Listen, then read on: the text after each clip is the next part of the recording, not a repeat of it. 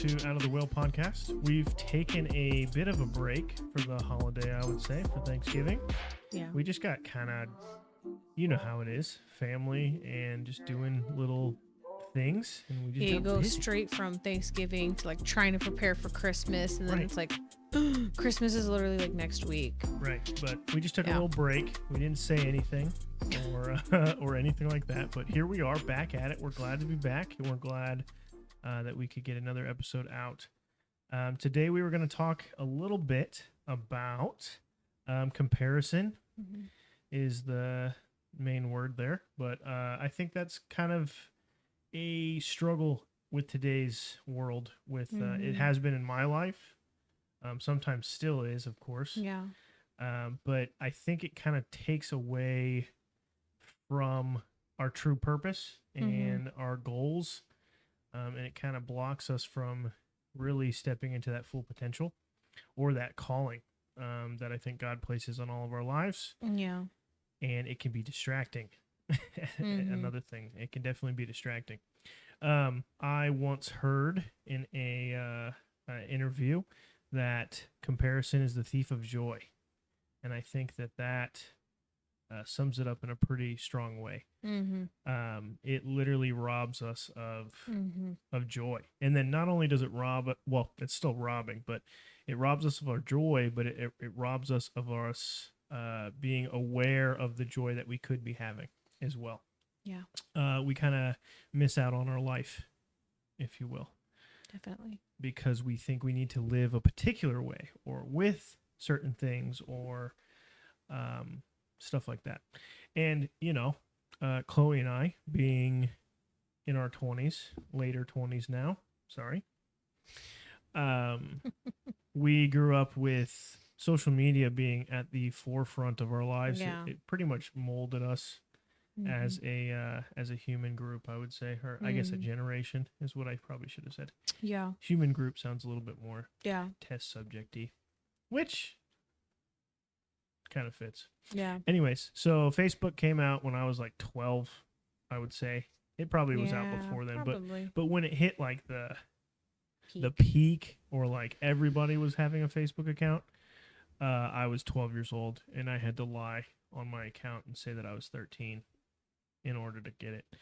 And that was probably not a good idea. You know, I think it started out with good intentions. Definitely. Right? Social media probably began as a pretty good meetup with people, you know, across the world or old friends that you can't find, don't have their numbers, that kind of thing.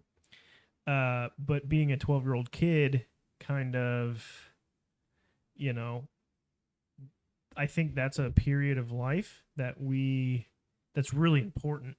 It's really important for us. Yeah. It's an awkward stage too. For Like sure. that's when you're finding your identity Right. in a sense. Right. Like, cause you're going through all those changes, all the things, so awkward. Yeah. And that is what was at the forefront of our developmental stage at that point. Right. Was social media, Facebook and Instagram a little bit later. Yeah. And we're so easily influenced at that stage as well.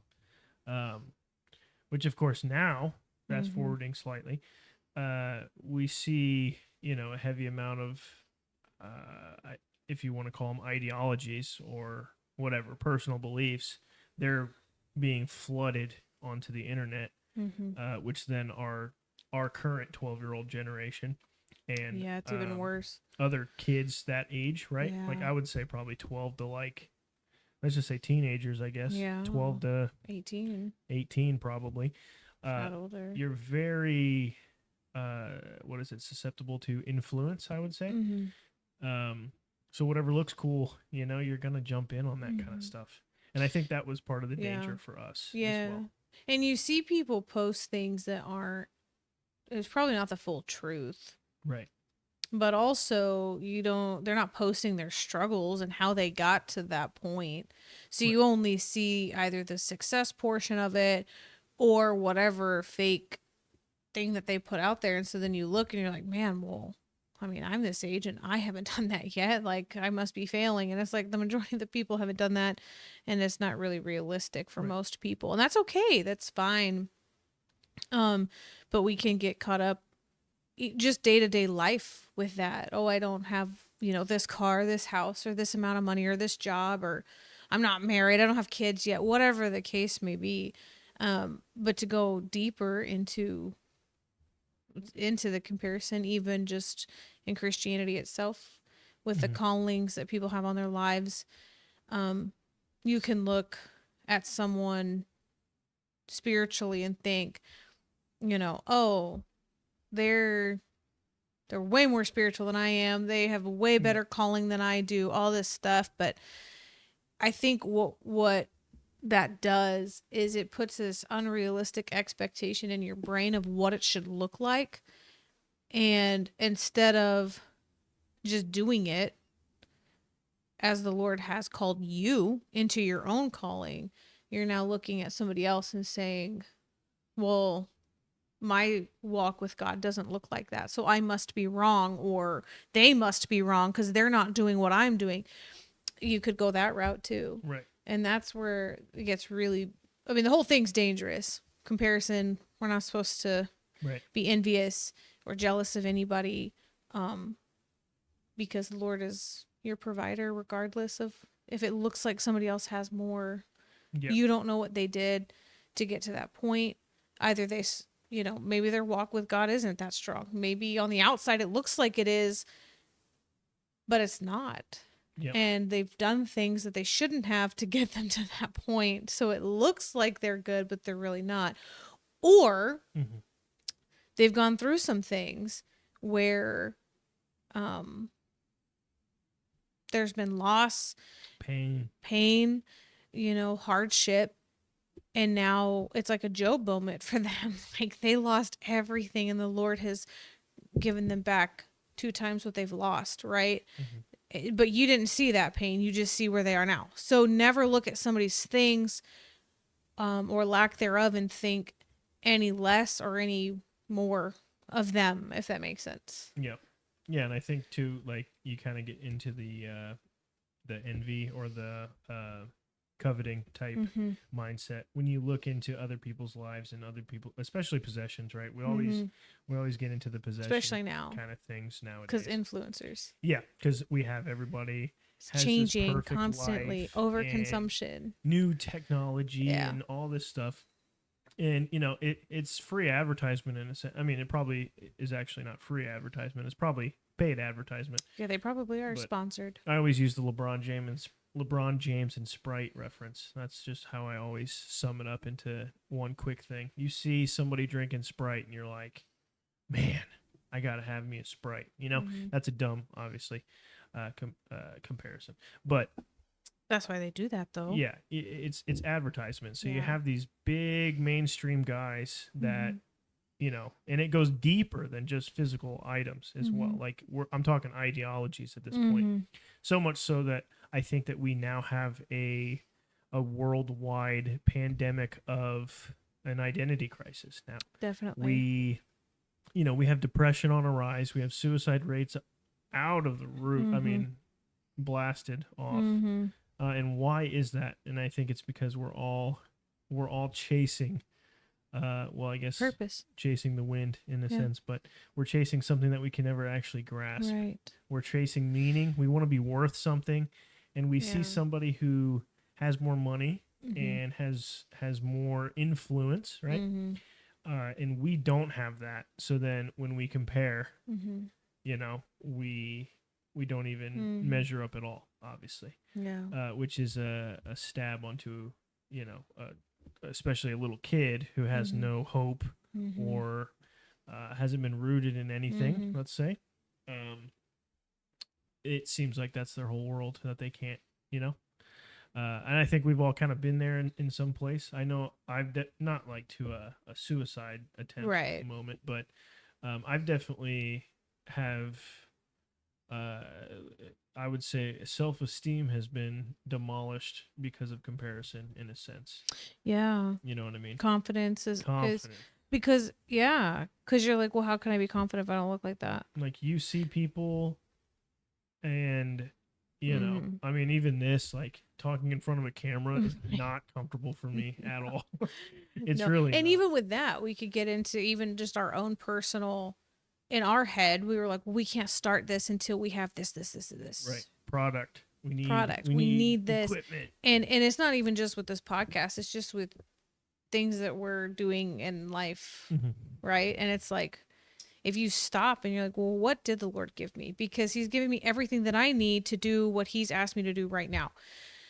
I don't need all of those things. That is just false, right? Like we know throughout the Bible that he used people that didn't, they weren't the popular opinion. In fact, the popular vote didn't do so hot, right? So we have plenty of examples of that. And it, he says, if you can be trusted with little, you can be trusted with much, right? So it's like if you're sitting there waiting for your life to look a certain way before you can be like, well, I can't do this yet. Like, God is calling you into something and you're making excuses because you think it needs to look like a certain thing.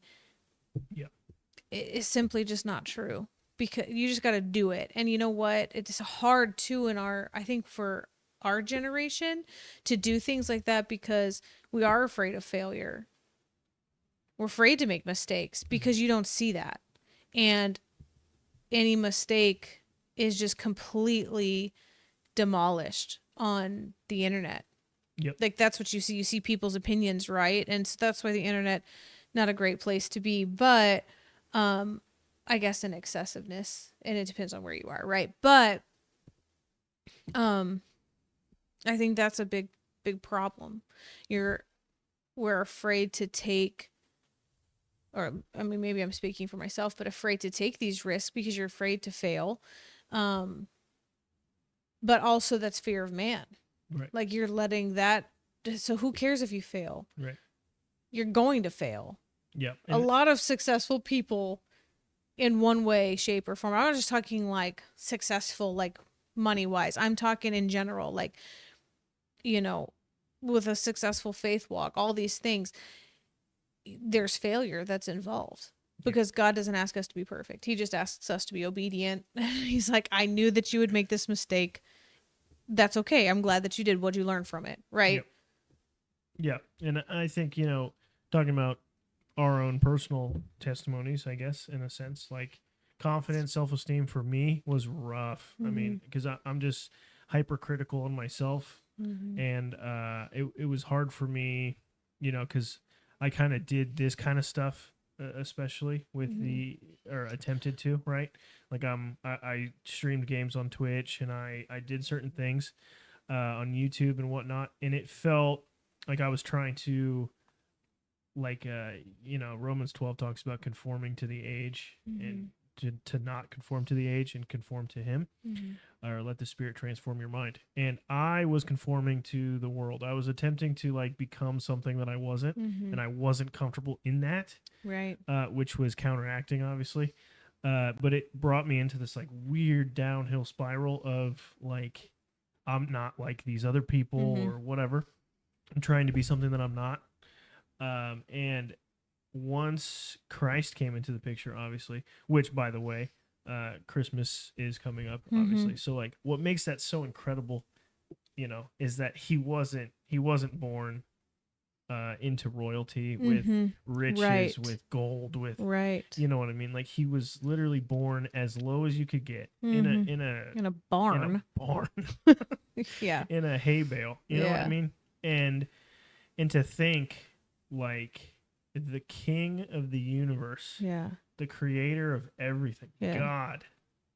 It just blows my mind. Well, and I think about, like, let's not forget Mary and Joseph too, right? Like, yes, Jesus, it's all about him. But you want to talk about calling. Yeah. Do you think that they felt glamorous and like, oh, I have this high anointing on my life? No, in a barn. She gave birth in a barn. Right. And not only did she give, poor. Not only did she give birth in a barn, but let's backtrack. There was a lot of judgment because homegirl was engaged impregnant, not by her Yeah. Man. fiance. That's what I'm trying to say. I don't know why that was so hard for me to get out, but not by Joseph. Yeah. And That's tough. yeah, but like she carried the Son of God. Yeah. Like she had carried him in her womb and brought him to life. Like God used her to bring him into the world. And that was not glamorous. That was not probably what she thought her life would look like at all. Right. Right. Right. And in comparison to the rest of marriage in that culture and, you know, Right. at that time, she, one, probably would have been stoned to death. Yeah. And, you know, imagine what Joseph Yeah. even thought. You know what I mean? Yeah. Like how crazy. Yeah, and even him, like he also helped bring to life. You know, I mean, he wasn't his father, but he was his earthly father. Yeah. And do you think that he thought, oh, my fiance is going to be pregnant through the Holy Spirit and she's going to bring the Son of God onto earth and I'm going to help raise him? No, probably not. Oh, but he's going to be born in a barn.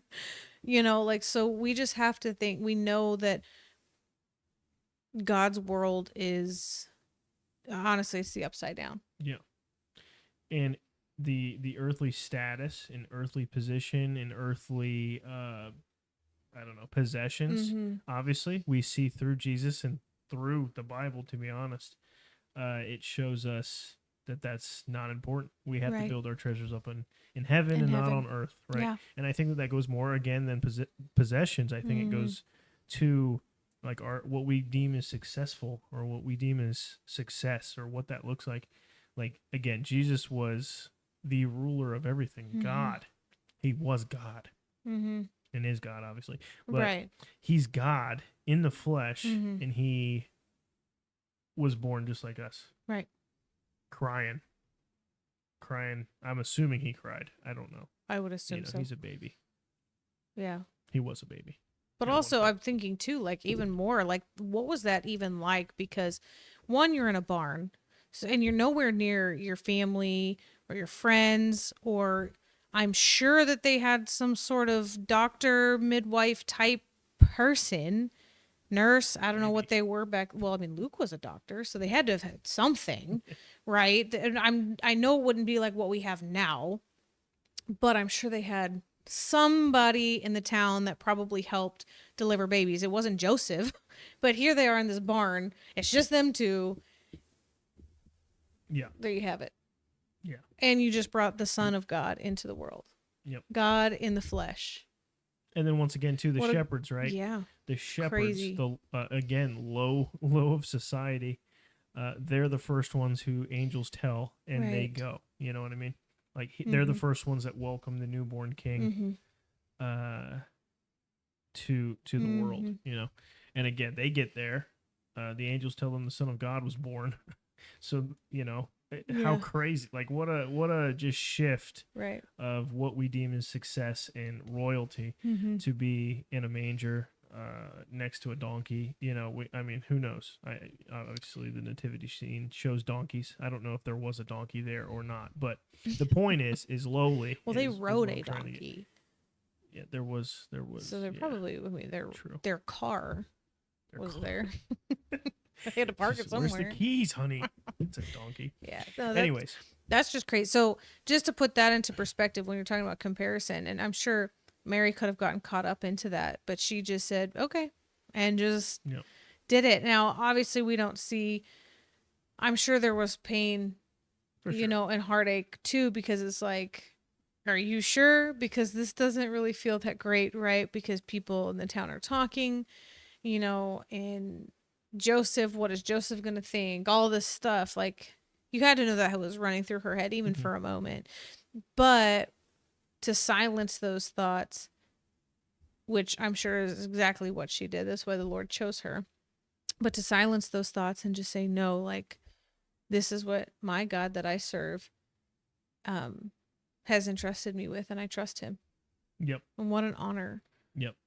which is crazy. Yeah, so I want to kind of point out here again personal testimonies and those type of things, but like I haven't figured this out. Trust me, it's still a ever growing learning experience for me. But I did get quite a touch in revelation of like the sonship that we're given through Christ, like that we are actually individually chosen and selected and used for a purpose, not just like you being saved is not for you, but it's for him.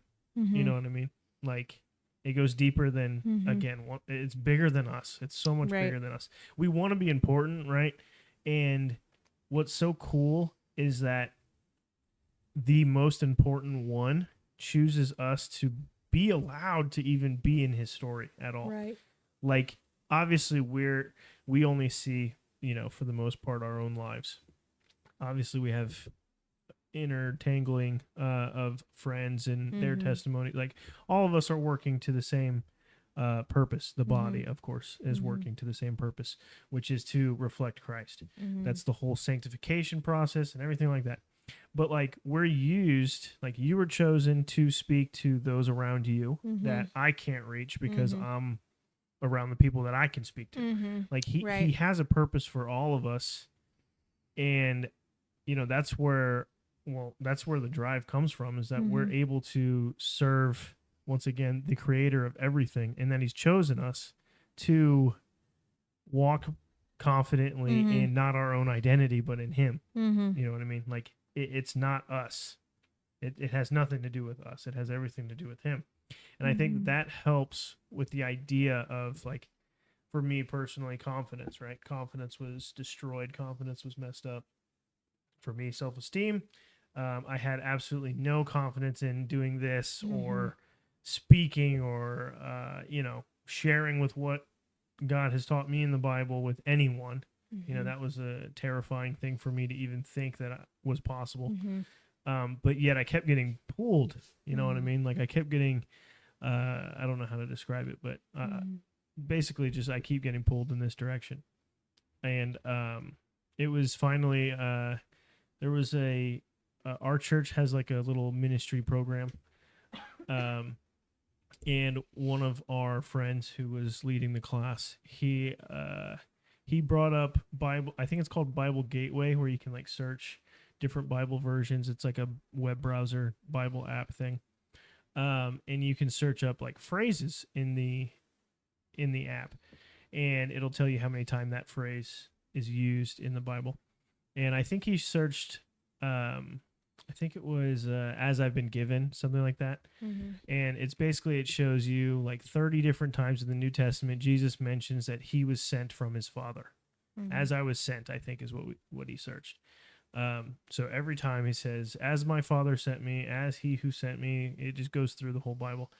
John specifically uses it way more than the rest of the New Testament. But anyways, he brings up, like, he's just going through showing all the times that Jesus said it. And then at the very last one in John 20, he says, "as I've been sent from my Father, I send you." And for some reason that just like the Spirit hit me, and I finally got it, of like, wait a second, like we have, God doesn't see us anymore. He sees Jesus in us because we believed, because we have been marked and sealed. And we're chosen again for a specific purpose, for that specific time. Everything's on purpose. Like God doesn't do things out of purpose. And that just gave me so much meaning, I guess, if that makes sense. Trying to explain what I was feeling in that time was like, wait a second, like we have a reason, right? Like, and we get to participate in a story that's so much bigger than us, right? Right. And I think that so many today are lost with that kind of mindset of that you are a son or a daughter of God. You know what I mean? And fully knowing that you actually are a son or daughter of God, pushes us into a much grander purpose. Once again, so like you're called, everybody's called for a specific thing. And I also want to point out too, real quick, side tangent here. Paul mentions that in First Corinthians when he's going through all the parts of the body. If everyone was an eye, the body would not function properly. Right. So if everyone's a preacher, if Mhm. everyone's, on stage, no one's gonna do all the other jobs. No one's gonna take out the trash for one, because for some reason pastors don't take out trash. I'm just kidding. Anyways, we all have a purpose and we all have a reason and a body part that we are called to. And each one of those is so incredibly important for the entire body. So like trying to be in a different body part that you're not supposed to be in. Right. And we're all trying to figure our body parts out, I guess. Yeah. But anyways, it just gives you that purpose. Like for me, it gave me a massive understanding of, wait, my quirky little weird things that I do that I feel like seem meaningless because I'm comparing to other people, it's actually like this could actually be used. Yeah. You know what I mean? And that's really Right. It's really exciting. Well, he made us all different, as you've said, because the way that I think and I explain things may not make sense to somebody that you could talk to and explain it in a different light. And same goes for all of us, right? But also, like what you said earlier, you're reaching people that those that are listening probably wouldn't have the chance to talk to. But it all goes together. So I think the biggest thing too is that sometimes, actually most of the time, the calling that the Lord has placed on your life or wherever he's asked you to be is probably going to look a lot different than what you think. And you're probably in the middle of it right now. And if you're focused on what everybody else is doing, you're going to miss, what he is asking you to do right now.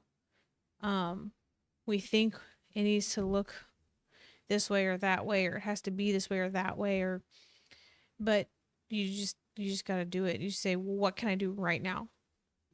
And start doing it. Yeah. Whatever that is. Whatever it is. Sometimes it's dumb little things. And Yeah, I and say you may, dumb lightly. Yeah.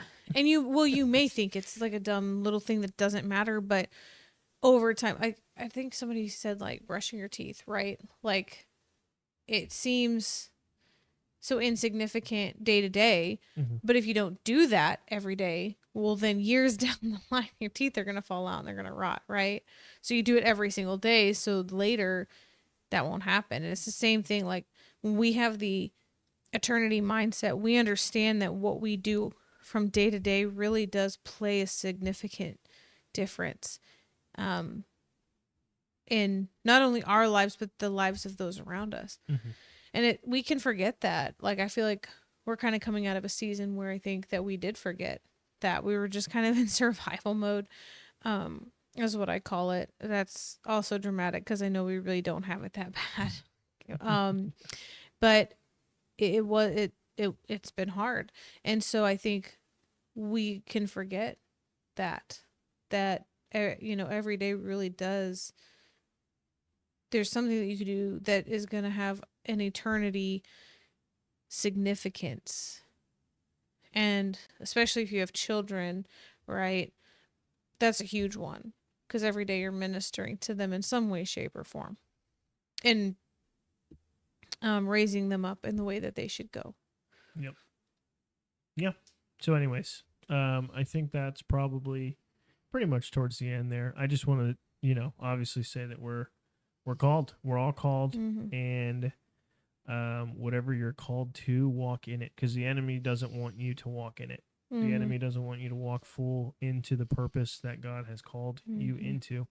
And he's going to throw those type of things at you to compare or to get distracted by, to think that you can't do it, to all this stuff. But Jesus says, go. As I've been sent, you go as well. And then I would just like to read one verse because, verses are fun. This is Galatians 4, starting in verse 4. It says, But when the right time came, God sent his son, born of a woman, subject to the law. God sent him to buy freedom for us who were slaves to the law, so that we so that he could adopt us as his very own children. And because we are his children, God has sent his Spirit of his Son into our hearts, prompting us to call out, Abba, Father. Now you are no longer a slave, but God's own child. And since you are God's child, God has made you his heir. I just want to say, like, we're bigger than just, like, we're part of the family. We've been adopted in through Jesus, which gives us such a bigger identity. So it's not, I'm again speaking to myself here, but it's much bigger than all of us. And whatever God, like we've already said, whatever God's calling you in, yeah, just start doing it. Just start. Don't be afraid that it's wrong. I mean, unless you're obviously convicted. Unless it is wrong. Yeah, unless it is wrong. But I mean, don't be afraid of like making the mistakes. Just start doing it, because he doesn't care about the mistakes. The mistakes don't scare him. He's waiting for you to just do it. Just go. And it may be weird and awkward at first, but when I know that God is calling me to do this, I don't care what it looks like to everybody else. I don't care what I think it should look like. He's telling me to go. If he's telling me to go, then I know he's already there and he's already gone before me. So just go. For sure. Amen. So I hope that was encouraging for you guys. Appreciate you guys sticking it out for that long few weeks that we were at. I'm just kidding. No, we're glad that we're back, and hopefully we'll have a little bit more regular for you guys again, like we once had. But keep growing, keep learning, and God bless you guys. Yeah. See you later.